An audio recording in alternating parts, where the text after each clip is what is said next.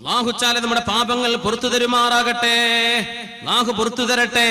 രോഗികളെ സന്ദർശിക്കുവിൻ, അല്ലാഹു തൗഫീഖ് ചെയ്യട്ടെ. രോഗികളെ സന്ദർശിക്കാൻ പറ്റില്ലേ? അല്ലാഹുവിനെ അവിടെ കാണുമെന്നാണ്. രോഗികളെ സന്ദർശിച്ചതിനെ കുറിച്ച് റസൂലുള്ളാഹി തങ്ങൾ 1000 മലക്കുകൾ നിങ്ങൾക്ക് പൊറുക്കലിന് ചോദിക്കുമെന്നാണ്. രോഗിയെ സന്ദർശിച്ചാൽ ആ കാര്യം നമുക്ക് ചെയ്യാൻ പറ്റില്ലേ? അയൽവാസിക്ക് നന്മ ചെയ്യിൻ, കുടുംബ ബന്ധം ചേർത്തുവിൻ.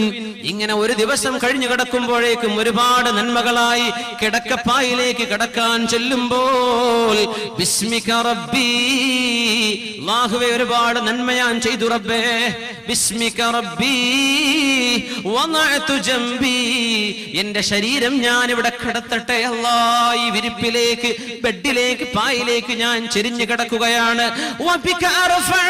നീ എങ്ങാനും സഹായിച്ചെങ്കിൽ മാത്രമേ ഈ ബെഡിൽ നിന്ന് എഴുന്നേൽക്കാൻ എന്നെ കൊണ്ട് സാധിക്കുകയുള്ളൂ. എന്റെ ശരീരത്തെ നീ എങ്ങാനും പിടിച്ചു വെച്ച് എന്നെ ഈ ഉറക്കത്തിൽ മരിപ്പിക്കുകയാണെങ്കിൽ എന്റെ ശരീരത്തോട് റഹ്മത്ത് ചെയ്യണേ അല്ലാഹ്. ഇനി നാളെ ഒരു നാളിലേക്ക് എനിക്ക് നീ ഇനിയും ജീവൻ തിരിച്ചു തരികയാണെങ്കിൽ